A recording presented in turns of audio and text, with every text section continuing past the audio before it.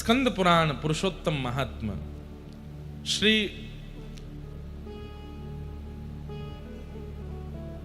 जैमिनी जी प्रवचन कर रहे हैं और ऋषिजन पूछ रहे हैं। स्कंद पुराण में विशेष रूप से हमारे भारत के समस्त विशिष्ट तीर्थों का जो मूल स्वरूप है वो स्कंद पुराण में ही वर्णन है। सब मुनियों ने पूछा, क्या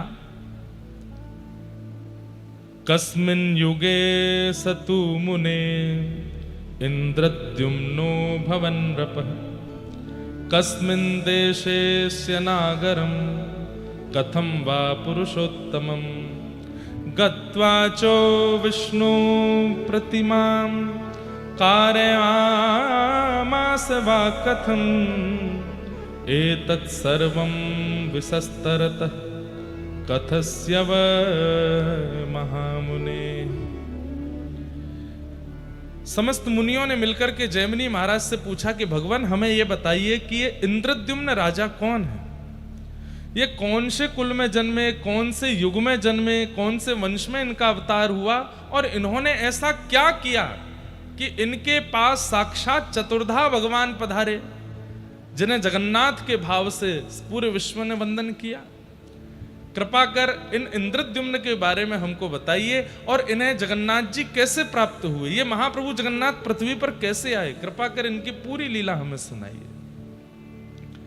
तब श्री जैमिनी जी महाराज अति प्रसन्न होकर के इंद्रद्युम्न महाराज का परिचय पहले दे रहे हैं और क्या कह रहे हैं।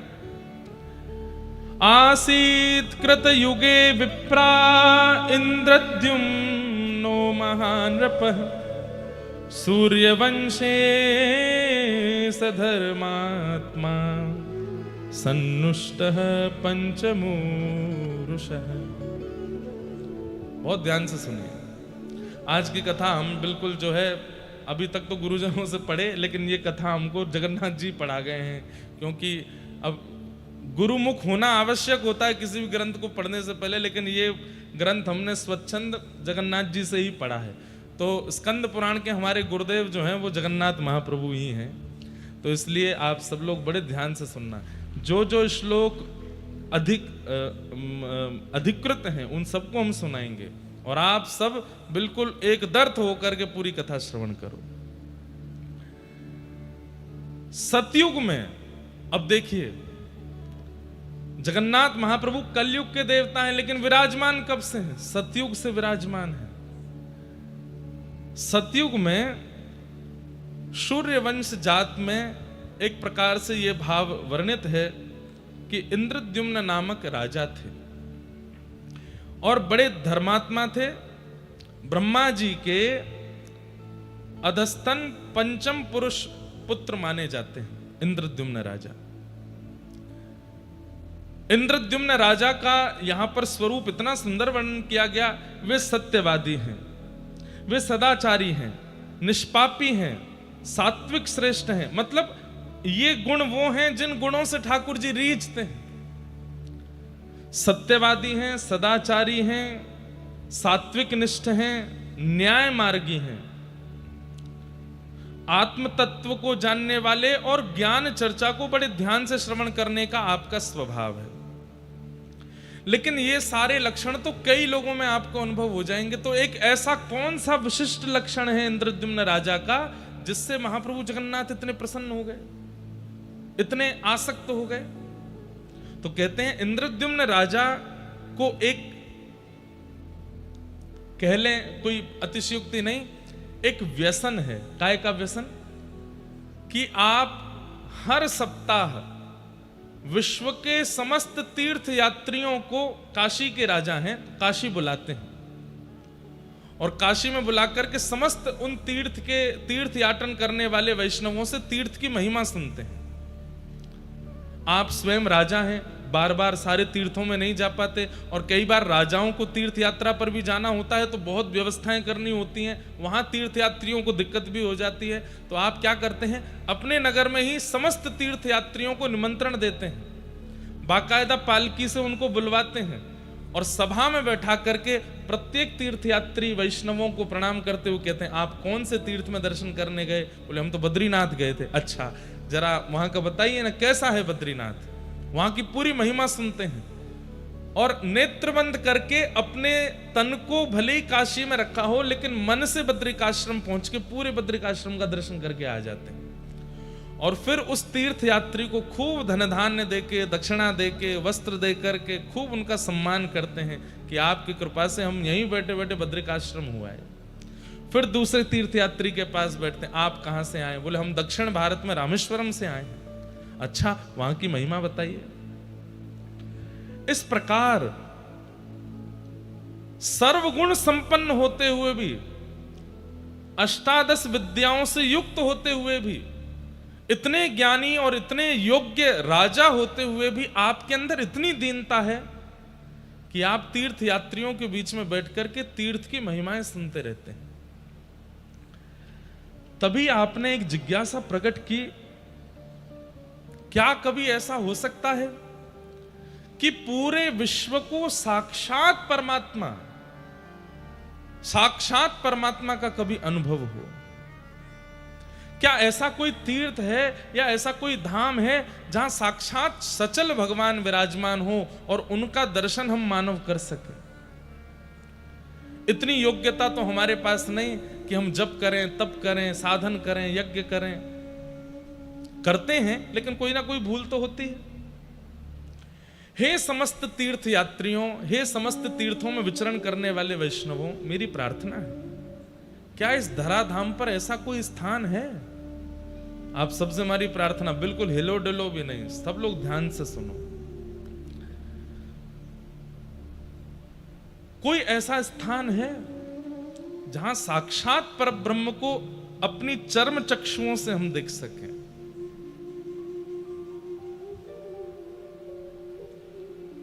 तब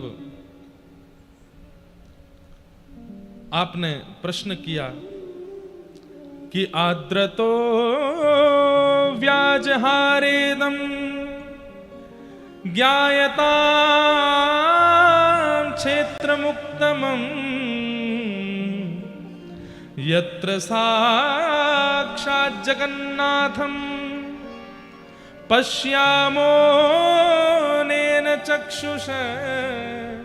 जगन्नाथ केवल इन्हीं को नहीं कहते, परम पुरुष परमात्मा जो इस पूरे जगत का रक्षक है वो जगन्नाथ ही हैं। और इंद्रद्युम्न राजा कहते हैं, क्या कोई ऐसा स्थान है जहां पूरे जगत को चलाने वाले साक्षात पर ब्रह्मनाथ विराजमान हो और हम अपने चरम चक्षुओं से उनको देख सकें? क्या इस पृथ्वी पर ऐसा कोई स्थान है? एक प्रकार से इंद्रद्युम्न राजा ने घोषणा करके इसको पूरे विश्व में फैलवाया इस प्रश्न को कि है कोई ऐसा स्थान जहां साक्षात पर ब्रह्म का दर्शन मानव कर सके। तब एक वृद्ध से परम वैष्णव, परम विद्वान, ललाट पर अति तेज है, ऐसे एक तीर्थ यात्री परम वैष्णव महात्मा उस सभा में आए और उन्होंने आकर के कहा, राजन आपका प्रश्न मुझे प्राप्त हुआ तो मैं दौड़ा चला आया आपके पास। आपकी जो जिज्ञासा है शायद उसका समाधान मेरे पास है। ये सुनते ही तो इंद्रद्युम्न राजा बोले, क्या हम जीवात्मा प्रत्यक्ष ठाकुर जी को देख सकते हैं? बोले हाँ, एक स्थान है। कहां पर? बोले मैं अपने बाल काल में वहां दर्शन करने गया था। कौन सी जगह है वो? कि औड्र देश इति ख्यातो वर्षे भारत संज्ञ के दक्षिणस्यो दधिस्तीरे क्षेत्रम श्री पुरुषोत्तमम। औड्र देश यानी कि उड़ीसा। उड़ीसा प्रांत में दक्षिणमुखी दक्षिणस्थ महोदधि यानी कि समुद्र नारायण, उनके तट पर एक क्षेत्र विराजमान है जिसका नाम है श्री पुरुषोत्तम क्षेत्र। ध्यान से सुनिएगा। उस श्री पुरुषोत्तम क्षेत्र में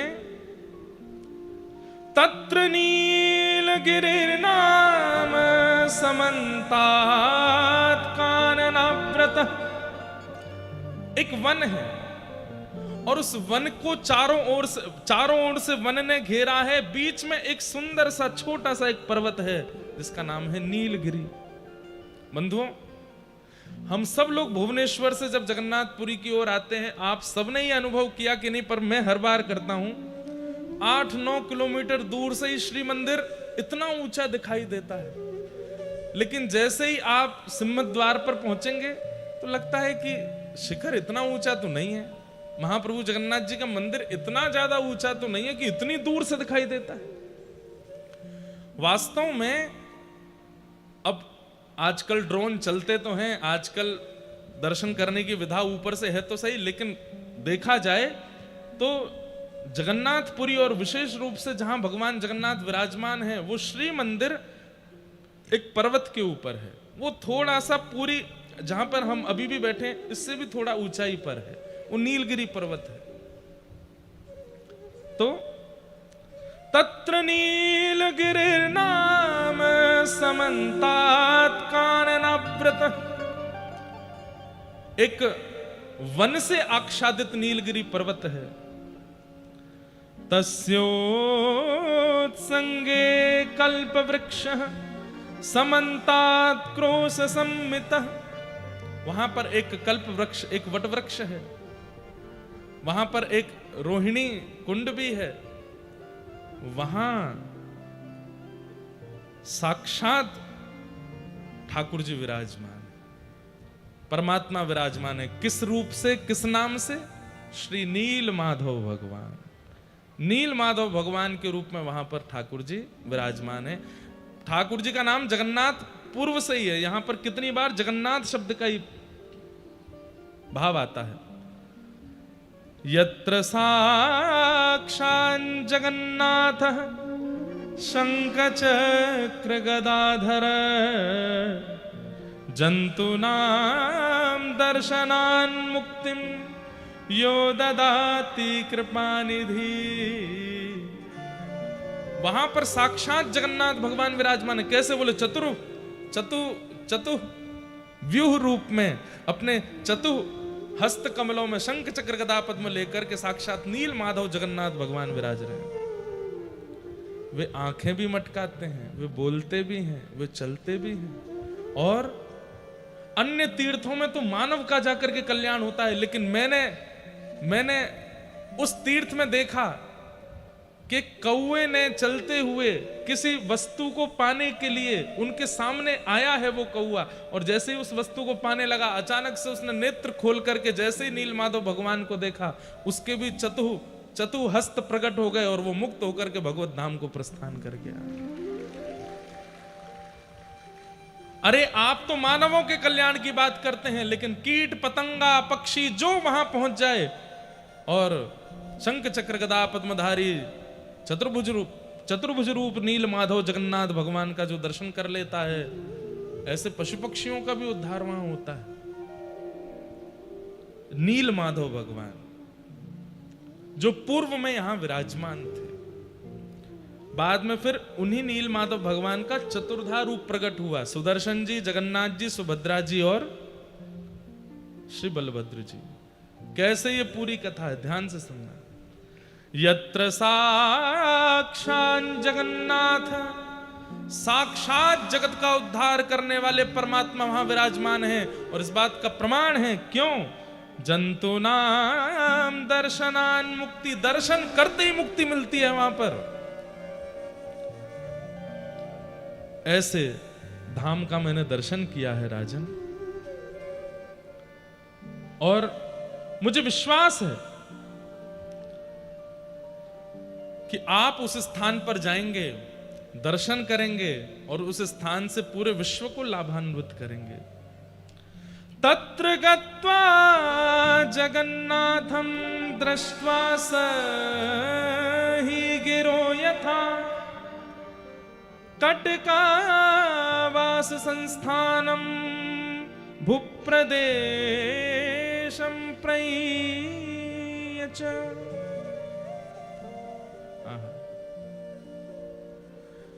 आप कृपा करके उस स्थान पर जाइए उस स्थान के समीप में कटक नामक एक स्थान है। कटक का नाम देखिए यहां पर भी है, कटका वास संस्थानम भूप्रदेशम प्रमीयच। वहां जाकर के आप अपनी पूरी राजसभा को कैसे लेके जाना चाहते हैं उसकी पूरी व्यवस्था आप कटक में रह करके कर सकते हैं। लेकिन नाथ, आपकी जो जिज्ञासा है वो इसी प्रांत में जाकर के और उन चतुर्धा रूप भगवान का दर्शन करके ही पूर्ण होगी। सुन करके इंद्रद्युम्न राजा के नेत्र सजल हो गए, हस्त कंपायमान होने लगा, प्रेम के सारे लक्षण चित्त में प्रकट होने लगे। आप इतने आनंदित हो गए, आप तो तुरंत जैसे मानो नृत्य करने लगे कि आहा कितनी बड़ी कृपा, मैं साक्षात प्रभु को देखूंगा, साक्षात भगवान का दर्शन करूंगा। बोले हाँ, आप जाके वहां कर सकते। लेकिन राजा का एक प्रोटोकॉल होता है, राजा सीधे सब जगह नहीं जाता, पहले मंत्री जाएंगे, सेनापति जाएंगे, वे जाकर के वहां व्यवस्था देखेंगे और उसके बाद ही मुख्य राजा जा सकता है। क्योंकि आप काशी से आने वाले राजा, सब लोग ध्यान से सुनो, बिल्कुल स्पष्ट रूप से, कोई बाहर की बात नहीं होनी है, केवल जगन्नाथ जी के प्राकट्य की कथा होनी है। ना सोइएगा ना सोने दीजिएगा किसी को, कोई झपकी भी आवे तो कोहनी मार देना, बहुत पुण्य मिलेगा आपको। हाँ बिल्कुल, किसी को भी आलस्य मत करने दो। लेकिन राजा का नियम है। अब देखो, कल भी एक किसी ने प्रश्न किया तो भगवान विरह क्यों देते हैं? विरह देखो अभी कैसा विरह देंगे। इंद्रद्युम्न राजा, आप तो तैयार थे जाने के लिए, लेकिन पूरे राज्यसभा ने निर्णय लिया कि राजन आप पहले नहीं जाएंगे, आप पहले अपने पुरोहित जी को भेजिए।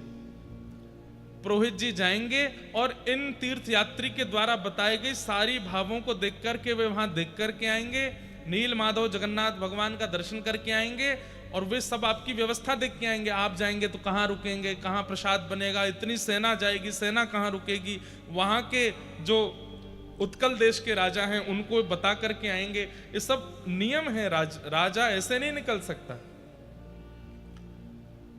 इंद्रद्युम्न बोले मैं तो बहुत उतावला हो रहा हूं, मुझे जाने दीजिए ना। बोले नहीं, आप अभी नहीं जाएंगे, आप कृपा कर अपने पुरोहित जी को भेजिए। तो राजा के ऊपर भी कई लोग होते हैं, आचार्य लोग, जिनकी आज्ञा राजा को माननी पड़ती है। तो इंद्रद्युम्न राजा का मन तो बहुत था, भैया ये पंखा बंद है, किसी से कह के पंखा चलवाए दो। कई लोग बेचारे एसी की आड़ में, अच्छा इतनी वेदना में थे आप लोग, फिर भी देखो कितने अच्छे शांत होकर के सुन रहे थे पूरी कथा। गर्मी तो नहीं लग रही ज्यादा, कुछ तो थोड़ी बहुत लग रही है, पर ये पंखा चलाने के लिए लगे हैं, पेमेंट तो पूरा होगा इनको, तो चलवा भी दो। ठाकुर जी की लीला कैसी है देखो। राजा है इंद्रद्युम्न, वे चाहें तो क्या नहीं कर सकते, तुरंत पहुंच सकते हैं, लेकिन सब ने रोक दिया, बोले आप नहीं जाएंगे, पहले पुरोहित जाएगा। काश इंद्रद्युम्न चले जाते, ये बाद में आपको पता चलेगा। आपने अपने पुरोहित जी को बुलाया और कहा कि महाराज आप कृपा करके जाएं। तो पुरोहित जी बोले मैं तो अस्वस्थ हूं, मैं अपने छोटे भाई को भेजूंगा। और चल गए। बोलो जगन्नाथ महाप्रभु की। वाह भैया, ये तो ऐसा लग रहा है जैसे स्विच बंद जानबूझ के कर रखा था, आपको कहीं जाड़ा नहीं लग जाए, सर्दी नहीं लग जाए। हाँ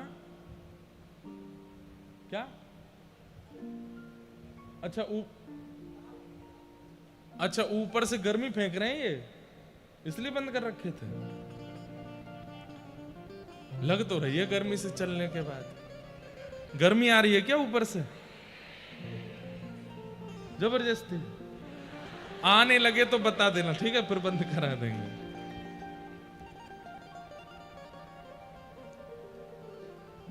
थोड़ा सरल सहज भाव में राजा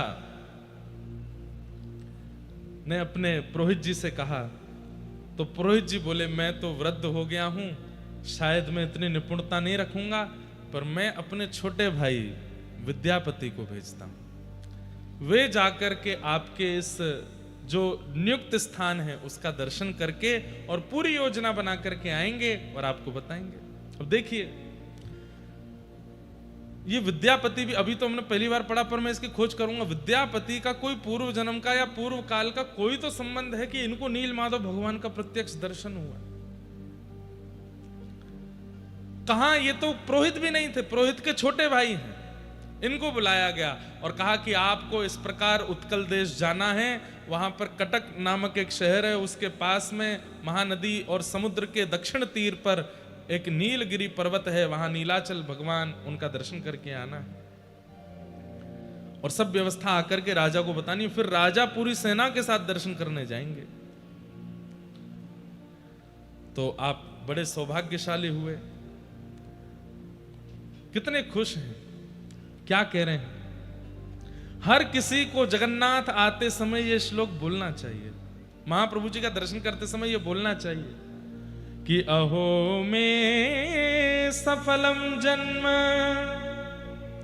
सुकल्या सर्वरीच में द्रक्ष्यामि यद भगवातो मुख्य पद्म मघापहम। रथ में आरूढ़ होकर के विद्यापति इतने प्रसन्न हो रहे हैं। मैंने ऐसे कौन से जन्म के पुण्य किए? मेरा तो दूर दूर तक कोई संपर्क संबंध नहीं था इंद्रद्युम्न से, लेकिन फिर भी इनके पुरोहित का मैं छोटा भाई हूं और कहां से मुझे बुला करके मुझे भेजा जा रहा है? अरे ये मुझे भेजा नहीं जा रहा है, मुझे बुलाया जा रहा है।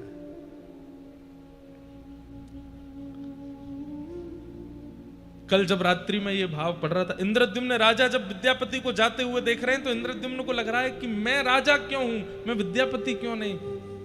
शायद मैं जाता। थक मन चल जीव चका नयन देखीब, थक मन चल। उड़िया भाषा में इतने बढ़िया बढ़िया गीत हैं और महाप्रभु जगन्नाथ जी कृपा से हम सब गाएंगे। किस लिए? उड़ीसा के लोगों को सिखाने के, आपको तो आता ही है, हमारे वृंदावन के लोगों को रटाने के लिए, हमारे उत्तर भारत के लोगों को महाप्रभु जी का यश, उनका गुण सिखाने के लिए। अरे मेरे थके हुए मन, तू बहुत थक गया ना संसार में, सबने तेरा बहुत शोषण किया है, चल तुझे चकानयन जगन्नाथ का दर्शन करा के लाता हूं। कितना अच्छा भाव है। थका मन चल जीव चकानयन देखीब, थका मन। अगर हो सके तो इसको हिंदी में लिख के हमको दे दें तो हम गा देंगे। कब? बैठे बैठे क्या कर रहे हो, अभी लिखो। बहुत सुंदर बात। और श्री विद्यापति जी निकले हैं काशी से उत्कल देश के लिए और रास्ते भर आनंदित होते हुए जा रहे हैं। अहो में सफलम जन्म सुकल्या सर्वरीच में द्रक्ष्यामि यद भगवतो मुख पद्म पद्म घापहम। मैं कितना बड़ा सौभाग्यशाली हूं, वो कमल नयन कमल मुख वाले ठाकुर जी का मैं दर्शन करूंगा। मैं कितना सौभाग्यशाली हूं। और विद्यापति निकल पड़े हैं नील माधव भगवान का दर्शन करने के लिए। आप चलते चलते रास्ते भर आनंदित करते हुए आ रहे हैं। कैसे आऊं रे कन्हैया, कैसे आऊं रे नंद लाला, तेरी गोकुल नगरी बड़ी दूर नगरी, दूर विद्यापति निकले हैं, हम भी साथ में चलें और इस उत्कल देश का दर्शन करें। मीराबाई के शब्दों में, कैसे आऊं रे नंद लाला, कैसे आऊं रे नंद लाला, कैसे आऊं मदन गोपाला, कैसे आऊं रे नंद लाला, कैसे आऊं मदन गोपाला, तेरे गोकुल नगरी बड़ी दूर नगरी, दूर नगरी बड़ी दूर नगरी, दूर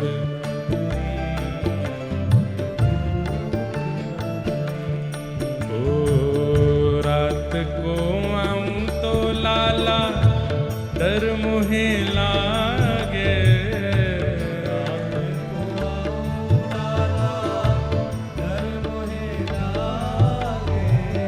रात को आऊं तो कान्हा डर मुहे लागे, रात को आऊं तो कान्हा डर मुहे लागे, दिन को आऊं तो देख सारी नगरी बड़ी दूर नगरी, वो दिन को आऊं तो देख सारी नगरी, गाइए, दूर नगरी बड़ी दूर नगरी, दूर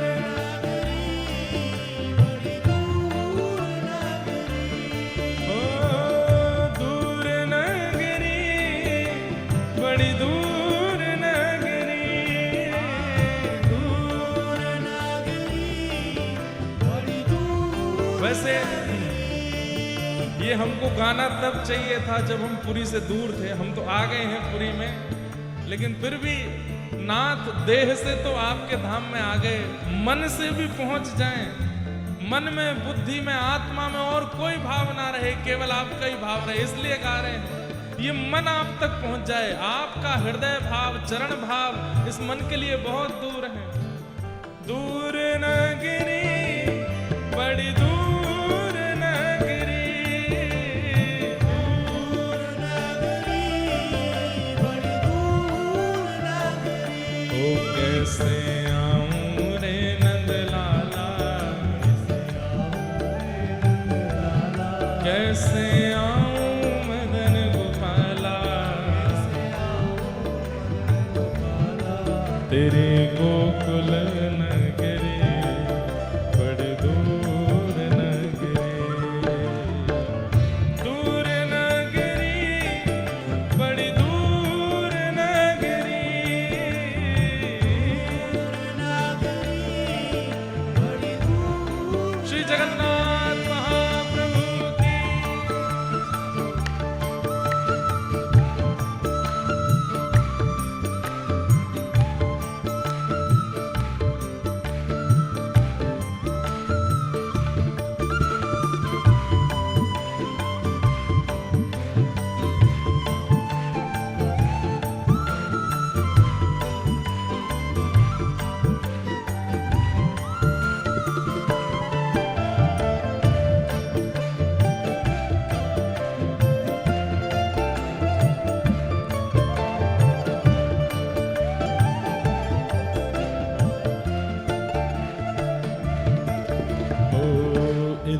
मथुरा उत गोकुल नगरी, इत मथुरा उत गोकुल नगरी, इत मथुरा उत गोकुल नगरी, इत मथुरा उत गोकुल नगरी, ओ बीच बहे यमुना गहरी बड़ी दूर नगरी, ओ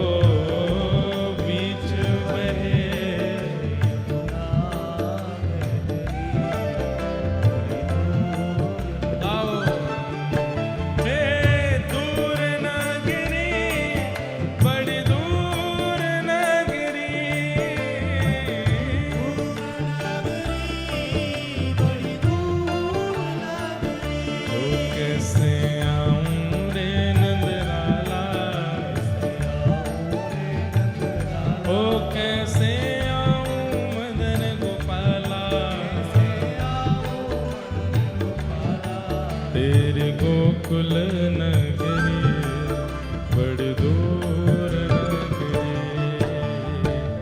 दूर नगरी बड़ी दूर नगरी,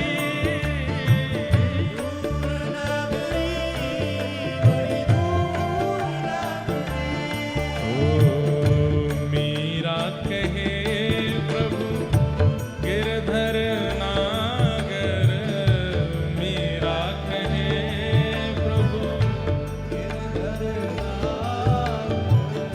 मीरा कहे प्रभु गिरधर नागर, मीरा कहे प्रभु तुमरे दरस बिन, हाँ तुमरे दरस बिन, ओ तुमरे दरस बिन मैं तो हो गई बाबरी बड़ी दूर नगरी, हो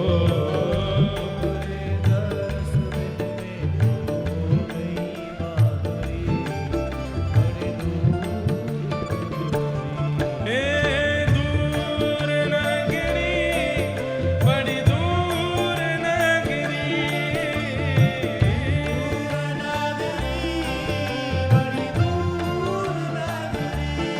कैसे आऊं रे नंद लाला। अच्छा, बहुत सारे लोग तो यहाँ पहुंच गए, पर बेचारे बहुत अभी भी रो ही रहे हैं आप लोगों को देख के कि ये पहुंच गए, हम नहीं गए। तो वे सब तो हो गए इंद्रद्युम्न, आप सब हो गए विद्यापति। आप लोग तो पहुंच गए, बजा लो ताली। लेकिन महाप्रभु जगन्नाथ मिलेंगे तो इंद्रद्युम्न को ही। तो जो नहीं आए हैं टीवी पर लाइव पर दर्शन कर रहे हैं, वो दुखी नहीं होना है। आप सब इंद्रद्युम्न हो, थोड़ा सा श्रम करना पड़ेगा, लेकिन महाप्रभु जगन्नाथ मिलेंगे जरूर। और जो यहाँ आ गए हो वो सौभाग्य मनाइए, क्योंकि आपको तो चतुर्धा मिले ही गए हैं, आप पर तो कृपा हो ही गए। हो कैसे आऊं रे नंद लाला, कैसे आऊं मदन गोपाला, तेरी गोकुल नगरी बड़ी दूर नगरी, दूर नगरी बड़ी दूर नगरी, ओ दूर नगरी बड़ी दूर नगरी,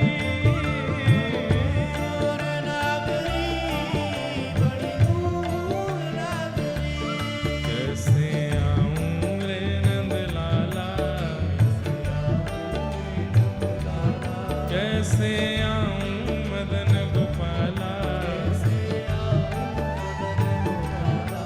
तेरी गोकुल नगरी बड़ी दूर नगरी, दूर नगरी बड़ी दूर नगरी,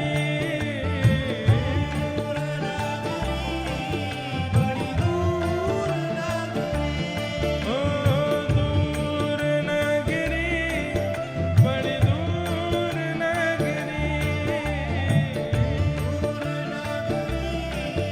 बड़ी दूर नगरी, बड़ी दूर, ओ बड़ी दूर नगरी, हाँ बड़ी दूर नगरी।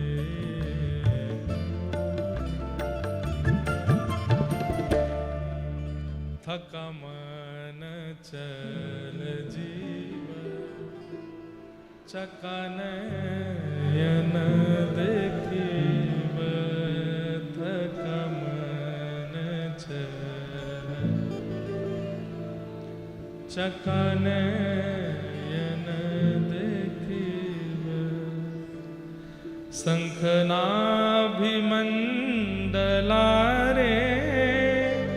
बेनी नेत्र पखलीव, थकनन चल जीव, चखनयन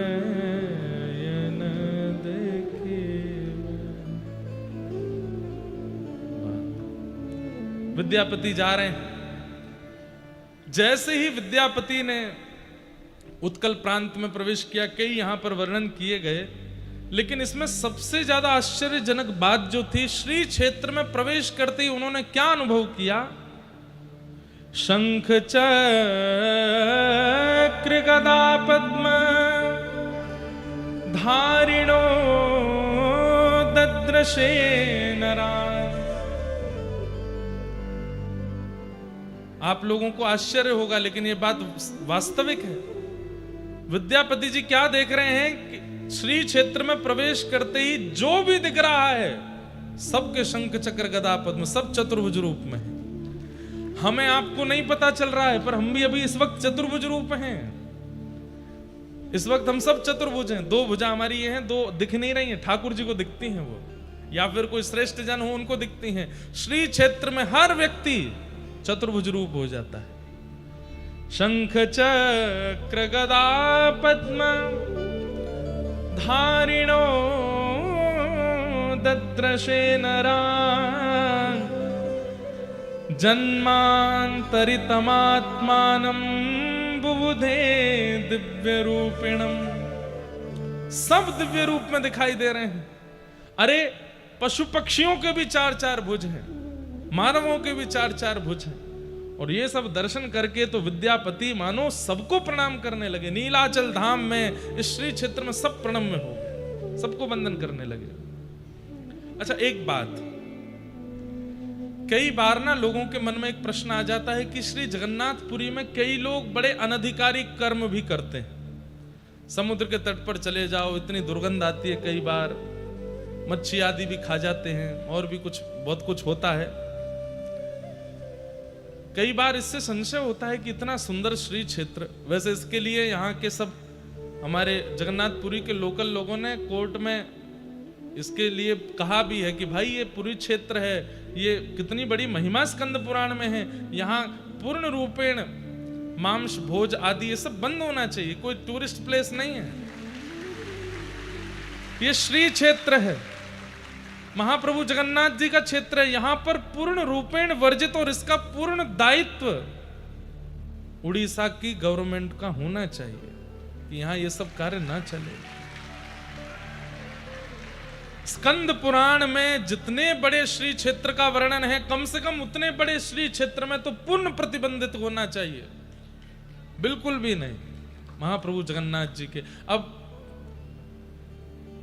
हो क्यों रहा है, महाप्रभु जगन्नाथ जी क्यों नहीं कुछ कहते? भाई देखो, कलयुग में भगवान ने पहले ही कह दिया कि मैं शांत रहूंगा, मैं कुछ नहीं बोलूंगा, मैं कुछ भी नहीं कहूंगा। इसलिए ठाकुर जी नहीं बोलेंगे, ये हमारा दायित्व है, क्योंकि धर्म की रक्षा हमको करनी पड़ेगी। भगवान धर्म स्थापित करते हैं हमारे भरोसे कि तुम रक्षा करना, बाद में मैं स्थापना करके मैं जा रहा हूं। तो ये तीर्थ धाम सब स्थापित हो गए, आद्य गुरु शंकराचार्य हुए, कितने बड़े बड़े महापुरुषों ने आकर के सब किया। हम आप सबका दायित्व है कि कम से कम अपने पूर्वजों के द्वारा प्रतिष्ठित व्यवस्थित जो व्यवस्था है उसको बचा तो लें कम से कम। हमारे वृंदावन में भी भीतर नहीं है। वृंदावन की एक बात कहेंगे आपको कि वृंदावन के भीतर मांस भोजन आदि नहीं, सीमा पर होता है, लेकिन उसके लिए भी हम लड़ते हैं कि क्यों सीमा पर भी नहीं होना चाहिए, दूर करिए वृंदावन से। ठाकुर जी की रास स्थली है वो, ठाकुर जी की जन्म स्थली है, ठाकुर जी की क्रीड़ा स्थली है। सदा वृंदावन वसती लीला परिचरो जगन्नाथ स्वामी नयन पथगामी भवतु में। जगन्नाष्टक में भी कहते हैं कि सदा वृंदावन वसती, वृंदावन में बसते हैं जगन्नाथ जी, वहीं लीला करते हैं।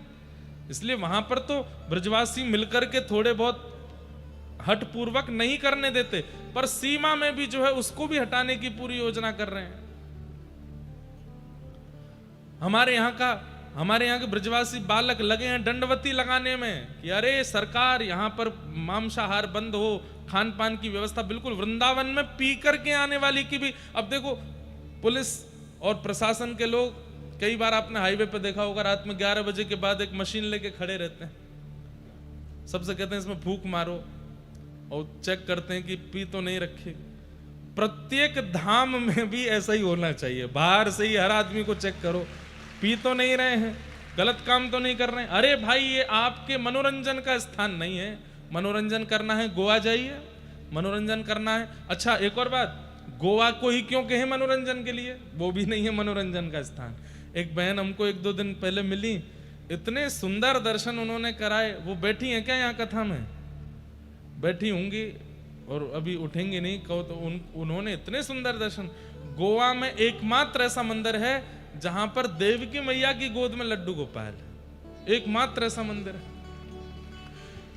संस्कृत का बहुत बड़ा विश्वविद्यालय गोवा में है। बड़े बड़े संस्कृतज्ञ जो केवल संस्कृत में बात करते सब गोवा में पढ़ते। उसको भी हम लोगों ने पर्यटन स्थल बना दिया। वास्तव में देखा जाए तो भारत में पर्यटन स्थल है ही नहीं, भारत में सब धार्मिक स्थल है। भारत सब पूरा धार्मिक है भारत। लेकिन फिर भी ये जो 4 धाम हैं, कम से कम इनको तो सुरक्षित रखो।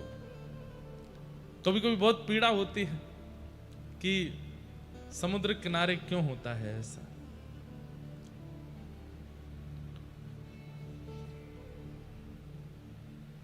तो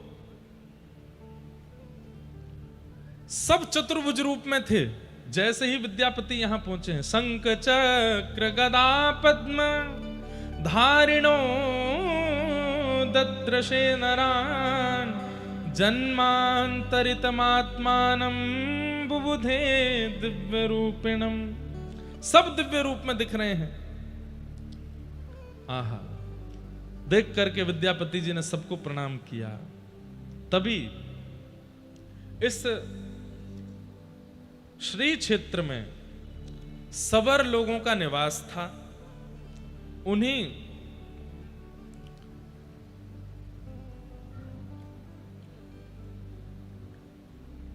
सबर जाति के लोगों में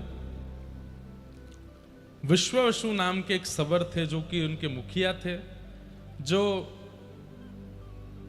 नील माधव भगवान की सेवा करते थे। आपने जब देखा कि आश्चर्यचकित होकर के एक विद्यापति घूम रहे हैं, सबको देख रहे हैं, सब जगह हाथ जोड़ रहे हैं, दर्शन हो नहीं रहे ठाकुर जी के, मानव ही चतुर्भुज रूप में दिख रहे हैं, बड़े व्याकुल स्थिति में दिखाई दे रहे हैं। सब जगह ढूंढा, ठाकुर जी नहीं दिखे। तो व्याकुल स्थिति में देखा जब विद्यापति जी को, तो सबर प्रजा के जो मुखिया हैं विश्ववसु, जो कि नील माधव भगवान की सेवा करते थे, उन्होंने जब आपको देखा तो आकर के उनसे पूछा कि कुत समागतो विप्र काननान्तः सुदस्तरम् सुष्ठुत्परितः शान्तश्च सुखमत्रास्त्रयतां चरिम्। हे महाराज, आप कहां से आए हैं विप्रवर? और आपके मुखमंडल को देख करके लगता है आप भूखे प्यासे हैं, थोड़े से असहज भी लग रहे हैं। और इतने दुर्गम कानन में, इतने दुर्गम वन में आप भीतर प्रवेश कैसे कर गए? हे नाथ, आप कहां से आए हैं? कृपा कर हमें बताइए। तब विद्यापति जी ने अपना परिचय देते हुए कहा कि मैं विद्यापति हूं, आदि देश से आया हूं, यहां पर नील माधव भगवान का दर्शन करने। अब देखो, यहां पर भी एक कथा सुनाई जाती कि विद्यापति जी जो हैं वो आए, आकर के फिर मैंने भी एक बार सुनाई थी, लेकिन फिर स्कंद पुराण से स्पष्ट हुआ कि वो कथा है नहीं। क्या नाम था उनकी? हाँ, उनकी एक ललिता नाम की पुत्री थी, उससे इनका विवाह हो गया था। और फिर ये वो जो विश्ववसु थे, ये ऊपर दर्शन करने जाते थे, किसी को लेके नहीं जाते थे। एक बार विद्यापति जी पीछे पीछे सरसों लेकर के गए, दाने गिरते गए, वही दाने जो है एक दिन पुष्प बन गए, जाकर के नील माधव भगवान को ले आए, ऐसा। पर वो कथा नहीं है, स्कंद पुराण में नहीं है। जो पुरुषोत्तम क्षेत्र का महात्मा, उसमें ये कथा नहीं है। अब इसमें भी यही भाव है कि कोई रचनाकारों ने सुंदर कथा करने के लिए, लोक कथा बनाने के लिए ये कथा प्रस्तुत की, लेकिन मूल कथा क्या है? उन्होंने स्पष्ट बता दिया कि मैं नील माधव भगवान का दर्शन करने आया हूं, और हमारे यहां एक तीर्थ याटन करने वाले ने आकर के इंद्रद्युम्न राजा को बताया कि इस प्रकार नील माधव भगवान हैं और उनका आप दर्शन करो। तो उनका दर्शन बिल्कुल साक्षात परमात्मा के दर्शन के समान है। इंद्रद्युम्न राजा का नाम सुनते ही जो विश्ववसु सवर थे वे बोले, अरे इंद्रद्युम्न राजा, इनके बारे में तो हमने सुना है, इनके बारे में तो हम बचपन से सुनते आए हैं, और हम लोगों ने यह भी सुना है कि एक राजा इंद्रद्युम्न नाम का आएगा, यहां आकर के इस पूरे तीर्थ क्षेत्र को अद्भुत बना देगा, और उनके आते ही यहां पर 4 रूपों में ठाकुर जी विराजमान होंगे। कैसे कि इष्ट्वा दारुमयं विष्णुं चतुर्धा स्थापयिष्यति अस्य चेत् भाग्य मुत्पन्नम ब्राह्मणस्य तिथिर्भृशम। हमने तो उनका सुना है कि वे यहाँ आएंगे और उन पर ठाकुर जी कृपा करेंगे, तब वही इस पूरे तीर्थ का उद्धार करेंगे। और भगवान को चतुर्धा रूप में दारुमयम, अब दारुमय का 2 अर्थ होते हैं। दारू लकड़ी को भी कहते हैं, लकड़ी के ठाकुर जी, लेकिन हम ऐसा अर्थ क्यों करें? तो दारू शब्द का अर्थ कल्याण करने वाले, जो सबका कल्याण करते हैं, चाहे मानव हो, चाहे जलचर हो, चाहे थलचर हो, चाहे पक्षी हो, पशु हो, सबका कल्याण करने की जिनकी सद्भावना है, स्थिति है, उन्हें दारू में भगवान कहते हैं। जो सबका कल्याण करने के लिए ही आए हैं, इसलिए दारू में जगन्नाथ। तो हमने तो उनके बारे में सुन रखा है और हम सब जानते हैं कि वे आकर के यहां पर इस पूरे तीर्थ का उद्धार करेंगे। ये सुनकर के विद्यापति तो बड़े प्रसन्न हो गए। अरे ठाकुर जी ने पहले ही चुन रखा है, कृपा कर मुझे नील माधव भगवान का दर्शन करा दो। बोले हाँ चलो। तब आप उनको लेकर के पर्वत के ऊपर गए हैं और वहां एक विशेष गुफा थी। उस गुफा के अंदर नील कांति पूरे गुफा को आच्छादित कर रही है और तभी आप जाकर के वहां दर्शन करते हैं। आहा, अद्भुत ठाकुर जी विराजमान है, हंस रहे हैं मंद मंद, ठाकुर जी की दतुइयां दिख रही हैं, आंखों की पलकें चला रहे हैं, मंद मंद मुस्का करके देख रहे हैं, हाथें घूम रहे हैं, पैर भी चल रहे हैं। ठाकुर जी स्थिर नहीं है, चलते फिरते साक्षात नील माधव भगवान का दर्शन किया। बोलो नील माधव भगवान की। और यहां पर हाथ जोड़िए, विद्यापति ने स्तुति गाई है। नमस्ते कमलाकांत, नमस्ते कमलानन, नमः कमलपत्राक्ष त्राहि मां पुरुषोत्तम। नमस्ते नमः कमलपत्राक्ष त्राहि मां पुरुषोत्तम। हे कमलाकांत लक्ष्मीपति भगवान, मैं आपको प्रणाम करता हूँ, आपको नमस्कार करता हूँ। आपका ये कमल सा मुख देख करके मैं बहुत आनंदित हो रहा हूँ।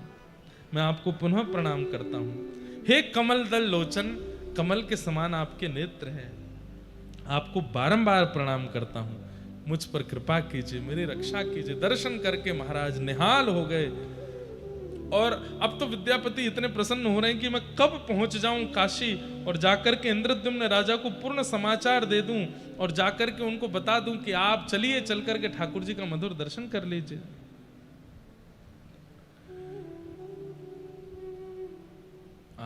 लेकिन ठाकुर जी क्या विचार करते हैं, क्या सोच के रखते हैं, किसको क्या देना क्या ना देना, ये सब ठाकुर जी के हाथ में है।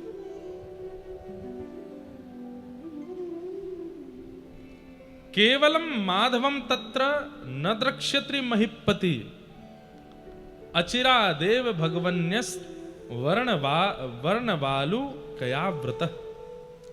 ठाकुर जी इंद्रद्युम्न राजा को दर्शन नहीं देंगे, जबकि वो इतने व्याकुल हैं। वर्णन आता है कि जब विद्यापति निकले हैं दर्शन करने के लिए नील माधव भगवान के, तो वहां दूर काशी में बैठे हुए इंद्रद्युम्न राजा व्रत कर रहे हैं। निर्जला रह रहे हैं, केवल बहुत कहने पर फलाहार कर लेते हैं और ना सो रहे हैं ना बैठ रहे हैं, बस प्रतीक्षा कर रहे हैं कि कब लौट करके आएंगे विद्यापति, कब आकर के मुझे पूर्ण बात बताएंगे वहां की। काशी से कितना दूर है यहाँ पर, उस समय जब रथ से आना हो तो कितने दिन लगे होंगे यहाँ आने में। तब तक जब तक विद्यापति लौट करके नहीं आ गए, इंद्रद्युम्न राजा सोए नहीं है, बस बैठे हैं, प्रतीक्षा कर रहे हैं। प्रीतम तू मोहे प्राण ते प्यार। कोई प्राण प्रिय हो जाता है ना तो सबसे पहला उसके साथ क्या होता है, भूख चली जाएगी। कोई प्राण प्रिय हो जाता है ना तो प्यास चली जाती है, कोई प्राण प्रिय हो जाता है तो निद्रा चली जाती है। ये वो वस्तु हैं जिनके बिना हम रह ही नहीं सकते, लेकिन प्राण प्रिय कोई हो जाता है तो ये तीनों समाप्त हो जाते हैं।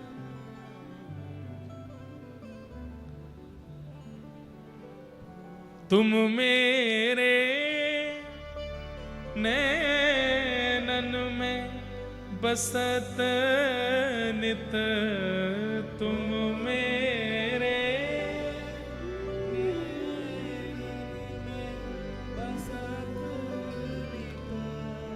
मैं तब नैन निहारो, मैं तब नैन निहारो। प्रीतम तू मोहे प्राणंत प्यारो, प्रीतम तू मोहे प्राण। तू जीवन धन सर्वस तू ही, तू सब गाओ। सर्वस तू ही, तू जीवन धन सर्वस तू ही, तू जीवन सर्वस तू ही, तू ही द्रगन को तारो, तू ही द्रगन को तारो। प्रीतम राधा रमण जगन्नाथ, तू मोहे प्राणंत प्यारो, जगन्नाथ तू मोहे प्राण। ये पद एक ही पंक्ति बहुत लोगों ने लिखी है, ये नारायण प्रभु जी का पद है। क्या कह रहे हैं, कितनी सुंदर बात है। जो तो कु पल भर ना निहारूं, जो तो पल भर ना निहारूं, दिखत जग अंधियारो, दिखत जग अंधियारो। तू मोहे प्राणंत प्यारो, प्रीतम तू मोहे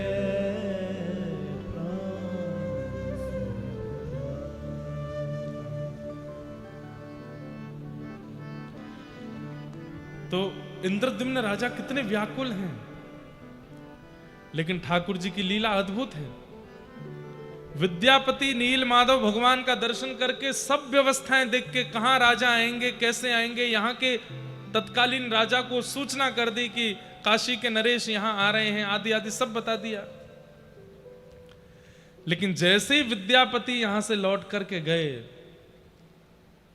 समुद्र में उफान आने लगे, जोर की बारिश होने लगी, तेज हवा चलने लगी और समुद्र के तट की जितनी भी ये स्वर्णमयी बालू है, नीलाचल धाम की स्वर्णमयी बालू, वो सब बवंडर के रूप में बहने लगी और उड़ते हुए नील पर्वत पर गई है। सब देख रहे हैं, सबके आंखें खुली रह गई, सब सबर लोग देख रहे हैं ये क्या हो रहा है, ऐसा ऐसा तूफान, ऐसा बवंडर पहले तो कभी नहीं आया। और देखते ही देखते उस गुफा में विद्यमान नील माधव भगवान अंतर ध्यान हो गए। यहां विद्यापति सब समाचार लेके चले गए हैं और यहां से ठाकुर जी अंतर ध्यान हो गए, अंतर ध्यान हो गए।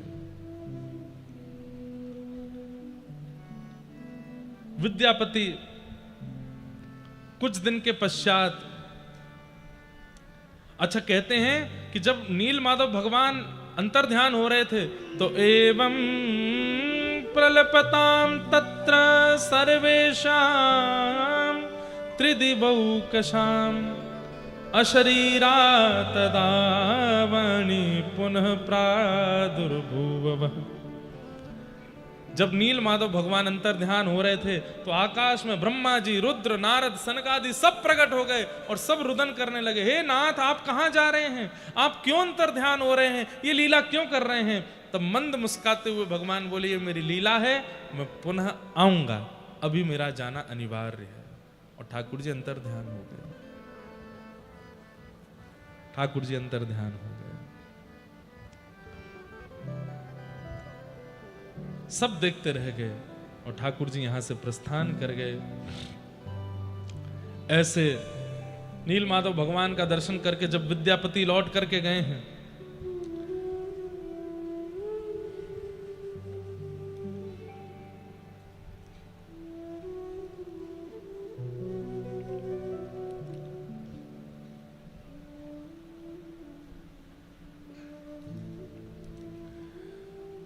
लौट करके गए और जाकर के आपने वहां सब सुध बताई कि मैं उत्कल प्रांत में होकर के आ गया हूं और वहां नील माधव भगवान ऐसे विराजमान हैं, उनके नेत्र ऐसे हैं, उनका स्वरूप ऐसा है, सब ऐसा। इंद्रद्युम्न राजा तो उत्सव मनाने लगे, नृत्य करने लगे, आनंदित हो गए। आपने तुरंत राज सिंहासन पर बैठ करके आज्ञा कर दी, सब व्यवस्थाएं तैयार करो, अब हम सब लोग यहां से श्री क्षेत्र, पुरुषोत्तम क्षेत्र को प्रस्थान करेंगे। वहां ठाकुर जी हमारी प्रतीक्षा कर रहे हैं, पर इनको क्या बताएं कि ठाकुर जी तो अंतर ध्यान हो गए वहां से। कहते हैं बड़े बड़े मुनि, बड़े बड़े ऋषि, सबको आपने निमंत्रित कर दिया कि सब आ जाइए, हम सब जाएंगे और जाकर के वहां नील माधव भगवान का दर्शन करेंगे, उन्हीं के साथ रहेंगे, आनंदित होंगे। इस प्रकार सब भावनाएं होने लगी। लेकिन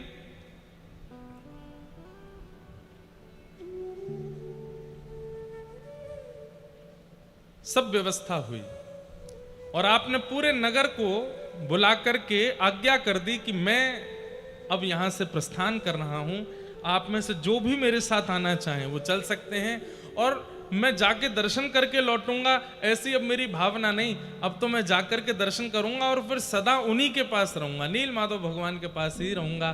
तो मैं इसी भावना से जा रहा हूं कि मैं लौट करके नहीं आऊंगा। एक नगर का, एक देश का राजा ऐसी आज्ञा कर दे तो देश के लोग कहां जाएं, फिर सब संगी चलेंगे। सब ने अपने बोरिया बिस्तर बांधे, बैलगाड़ियों में लगा लिए, कोई सब प्रकार से बड़े बड़े वेदज्ञ, बड़े बड़े ऋषि, बड़े बड़े महात्मन सब इंद्रद्युम्न राजा के संग हो लिए।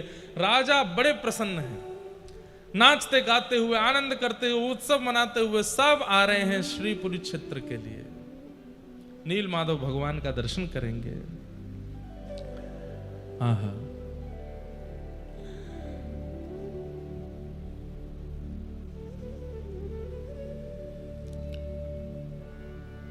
इस दिन इंद्रद्युम्न राजा चल पड़े हैं और दुर्गम मार्ग से सबको संग में लेते हुए आप इंद्रद्युम्न यहां नील माधव भगवान का दर्शन करने के लिए आ रहे हैं।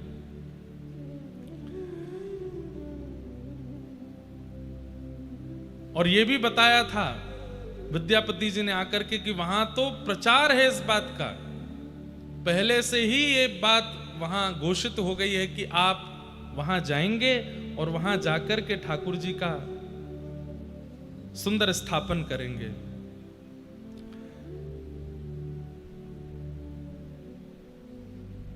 इंद्रद्युम्न राजा निकल पड़े हैं। कौन सी तिथि को निकले थे? बोले ज्येष्ठ शुक्ला पंचमी को, शुक्रवार को उत्तम तिथि मुहूर्त देख करके निकले थे। आनंद करते हुए सब नाचते गाते हुए जा रहे हैं। जैसे ही उत्कल प्रांत में पहुंचे, यहाँ के राजा ने खूब सुंदर उनका स्वागत किया और उनको लेकर के फिर श्री क्षेत्र की ओर बढ़े हैं। लेकिन जैसे ही पुरुषोत्तम क्षेत्र में पहुंचे और नीलगिरी पर्वत दिखाई दिया, राजा इंद्रद्युम्न तो वहीं रोने लगे। अब मेरे नाथ मिलेंगे, अब मेरे नाथ मुझे स्वीकार करेंगे, अब मैं अपने इन चरम चक्षुओं से ठाकुर जी का दर्शन करूंगा। लेकिन जैसे ही आप पहुंचे, तब क्या देखते हैं? सब सवर समाज के लोग बड़े दुखी और रुदन अवस्था में बैठे। इंद्रद्युम्न राजा ने जाकर के कहा, सैनिकों ने जाकर के वहां सब वर्णन कर दिया, इंद्रद्युम्न राजा आ रहे हैं और आकर के यहाँ ठाकुर जी का दर्शन करेंगे। सबर जाति के लोगों ने सबने कहा कि वे आएंगे, पर ठाकुर जी तो यहाँ से प्रस्थान कर चुके हैं, ठाकुर जी तो यहाँ से अंतर ध्यान हो गए हैं। जैसे ही सुना कि भगवान अंतर ध्यान हो गए, पूरी बात सुनी। बोले ये तो इन्होंने बताया था कि ठाकुर जी वहां विराजमान है। बोले विराज तो रहे थे, लेकिन जिस दिन विद्यापति लौट करके गए उसके अगले दिन ही एक बवंडर आया, तूफान आया, आकाश में देवी देवता भी प्रकट हुए और ठाकुर जी सबके मध्य से अंतर ध्यान हो गए। ये सुनते ही इंद्रद्युम्न राजा मूर्छित होकर के गिर पड़े, बहुत रोए, रो रो करके बेहाल हो गए। बोले नाथ नहीं मिलना था, मैं इतना बड़ा पापी हूं, मैंने इतने बड़े अत्याचार किए हैं, या मैं इतना ज्यादा कुभागी हूं कि आप मेरे आने की खबर सुनते ही अंतर ध्यान हो गए। अरे किसी को भी लगेगा, ठाकुर जी विराजमान थे लेकिन हमारे आते ही ठाकुर जी चले गए, ये बात सुनने में किसको उचित लगे?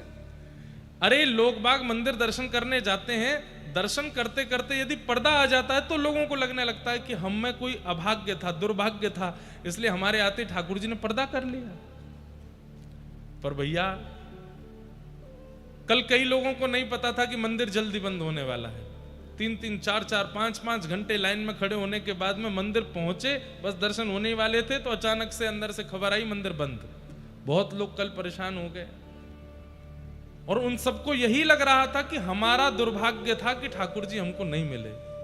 पर इंद्रद्युम्न की राजा की कथा सुनो, वो तो अपना राजपाट परिवार सब छोड़ करके और सबको संग लेकर के, सबके घरवार छुड़ा करके लेके आए हैं कि चलेंगे नील माधव भगवान के चरणों में रहेंगे। पर यहां आकर के पता चला कि ठाकुर जी प्रस्थान कर गए। बहुत दुखी हुए, बोले नाथ मैं कुभागी हूं, मेरे कारण आप चले गए, मुझ पर कृपा नहीं करनी थी, कोई बात नहीं, पर मैं इतने सारे वैष्णवों को लेके आया, इतने जन को लेके आया, पूरे नगर के नगर लेकर के आया, बड़े बड़े ऋषियों को आमंत्रण करके लेके आया, सबका सब छुड़वा करके लाया, इन पर तो कृपा कर देते। आत्मघाती और ना जाने कैसे कैसे भाव अपने लिए इंद्रद्युम्न के चित्त में आने लगे, रुदन कर रहे हैं। विद्यापति जी ने क्यों नहीं बताया? वे तो आकर के बोल के गए थे कि वहां दर्शन किए हैं उन्होंने परमात्मा के। तब सबने बताया, बोले उनके जाने के बाद ठाकुर जी अंतर ध्यान हुए। तब 2-3 दिन तक तो इंद्रद्युम्न राजा बड़े व्याकुल रहे। आपने कुछ खान पान भी नहीं किया। तत्पश्चात सबने कहा कि आपको निर्णय लेना पड़ेगा, आप वापस चलना है, क्या करना है आप बताइए। लेकिन तभी सबर समाज के एक व्यक्ति ने आकर के बताया, बोले भगवान जब अंतर ध्यान हुए थे तब उन्होंने आकाशवाणी की थी कि मैं पुनः आऊंगा। अब कब आएंगे ये तो नहीं पता, लेकिन वो कह के गए कि वे आएंगे। इंद्रद्युम्न राजा ने घोषणा कर दी, अपनी सब प्रजा से पहले तो क्षमा मांगी और जितने लोग साथ में आए थे सबसे कहा कि ठाकुर जी मेरे कारण अंतर ध्यान हुए हैं, लेकिन ठाकुर जी किसी और कारण से अंतर ध्यान हुए थे। वो कारण हम परसों की कथा में बताएंगे किस कारण से अंतर ध्यान हुए। वो तो एक कारण था, लेकिन इंद्रद्युम्न को लग रहा था मेरे कारण हुए, तो सबसे कहा कि आप सब लोग चाहें तो वापस जा सकते हैं, मैं अब वापस नहीं जाऊंगा, मैं यहीं रह करके प्रतीक्षा करूंगा, मनाऊंगा, रिझाऊंगा, बुलाऊंगा, ठाकुर जी को आना पड़ेगा। और रही बात मालव देश की, तो मेरा पुत्र मालवेश्वर, अब ये इसको मैं राजा बनाता हूं। अपना मुकुट उसको पहना दिया, तिलक कर दिया और कहा कि अब ये राजा है, जो भी लोग वापस जाना चाहते हैं इसकी सन्निधि में जाइए और ये सबका राजपाट करेगा, सबका शासन करेगा, पर मैं अब यहीं रहूंगा। इंद्रद्युम्न राजा दुखी बैठे हैं, तभी नारद जी का आगमन हुआ। सतयुग की बात है। वीणा लेकर के, करताल लेकर के श्री नारद जी महाराज आए और नारद जी महाराज ने आकर के समझाया कि मेरे पिता ब्रह्मा ने मुझे भेजा है। क्यों?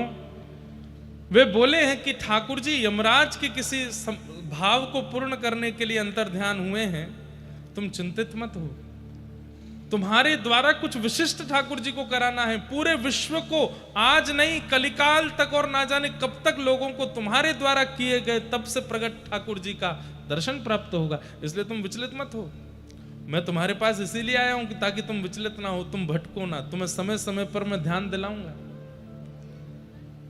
तुम चिंता मत करो, ठाकुर जी आएंगे। बोले कैसे आएंगे, मुझे क्या करना पड़ेगा ये बताइए। बोले पूज्य पिताजी ब्रह्मा जी का ऐसा कहना है कि वे श्वेत द्वीप में जाकर के 1000 यज्ञ करेंगे भगवान को प्रसन्न करने के लिए, और उतने ही दिन तुम यहां विराज करके अश्वमेध यज्ञ करो और उस अश्वमेध यज्ञ के द्वारा ठाकुर जी को प्रसन्न करने का भाव रखो। तब इंद्रद्युम्न राजा को नारद जी ने आज्ञा दी और आज्ञा देकर के पुरी क्षेत्र में अश्वमेध यज्ञ करने का भाव रखा। नीलकंठ महादेव यहां भगवान विराजमान हैं, उन्हीं के पास में विराजित होकर के यज्ञ कुंड निर्माण करके अश्वमेध यज्ञ प्रारंभ किया। रोते हुए राजा पुकारने लगे, हे नाथ आप कहां हैं, मुझ पर कृपा कब करेंगे, यह अनुग्रह कब करेंगे। तभी भगवान ने आकाशवाणी की कि राजन तुम रो मत, बस जिस कार्य की आज्ञा तुमको ब्रह्मा जी ने दी है वो कार्य पूर्ण करो, मैं निश्चित ही आऊंगा, मेरा वचन है। अश्वमेध यज्ञ हुआ। यज्ञ की पूर्णाहुति पर जो अभिषेक सब ऋषि जन, वेदज्ञ जन, विप्र जन मिलकर के यजमान का करते हैं, वो अभिषेक समुद्र तट पर कर रहे थे। तभी नारद जी ने देखा ब्रह्म दारू बहती हुई एक समुद्र मार्ग से आ रहे हैं, और जैसे ही उस ब्रह्म दारू का दर्शन किया, आपने देखा समीप जाकर के तो शंख चक्र गदा पद्म आदि जैसे शुभ चिन्ह उन ब्रह्म दारू में बने हुए हैं। नारद जी ने कहा बस तुम्हारा संकल्प पूर्ण होने वाला है, अब तुम निश्चिंत होकर के बस अपना यज्ञ पूर्ण करो। तत्पश्चात भगवान ही एक विश्वकर्मा के रूप में प्रकट हुए और ठाकुर जी ने आकर के उस ब्रह्म दारू को एकांत में ले जाकर के उनका निर्माण किया। ठाकुर जी, अब ये भी कथा आती है कि 21 दिन का कहा था, 21 दिन से पहले दरवाजा नहीं खोलना, भीतर छेनी हथौड़ा चल रहा था, उनकी आवाज आ रही थी, जैसी आवाज आनी बंद हुई तो द्वार खोल दिया, तो ठाकुर जी अधूरे रह गए। स्कंद पुराण कहती है कि अधूरे नहीं है, ये पूरे हैं, इसीलिए ये पुरी में विराजमान है। ये अधूरे नहीं है, ये ठाकुर जी का मूल रूप है, ये अधूरे नहीं है। वो 21 दिन वाली कथा, छेनी हथौड़ा वाली कथा भी स्कंद पुराण में नहीं है। वहां तो ऐसा भाव है कि कहां से किस रूप में भगवान ही आए हैं और आकर के उस दारू ब्रह्म को लेकर के गए, उसका जाकर के निर्माण किया और निर्माण करके उनको प्रतिष्ठित किया। इंद्रद्युम्न राजा ने जैसे ही अपने चर्म चक्षुओं से पहली बार देखा, आहा, अद्भुत रूप ठाकुर जी का, बड़े बड़े विशाल नेत्र हैं, अधर पर प्रबल मुस्कान है, मानो जैसे भुजा पसार करके इंद्रद्युम्न से कह रहे हो कि तुम इतने व्याकुल हुए मेरे लिए, आओ आकर के मेरे हृदय का आलिंगन कर लो। भुजा पसार करके महाप्रभु जगन्नाथ का स्वरूप प्रकट हो गया। बोलो जगन्नाथ महाप्रभु की जय। शंख चक्र गदा पद्म युक्त दारू ब्रह्म ही जगन्नाथ, सुभद्रा जी और श्री बलभद्र जी और सुदर्शन जी के रूप में प्रकट हुए। नील माधव भगवान इन्हीं के भीतर आकर के अवस्थित हो गए जो पूर्व में विराजमान थे। तत्पश्चात अब आगे का क्रम बहुत विस्तृत रूप से कैसे यहाँ विराजमान होकर के ठाकुर जी का अभिषेक आदि किया, वो सब क्रम आता है। इस प्रकार महाप्रभु जगन्नाथ जी नील माधव के रूप में प्रकट हुए और इंद्रद्युम्न राजा को प्राप्त हुए। बोलो जगन्नाथ महाप्रभु की। इस प्रकार वियोग देकर के पुनः संयोग दिया और ठाकुर जी ने श्री इंद्रद्युम्न राजा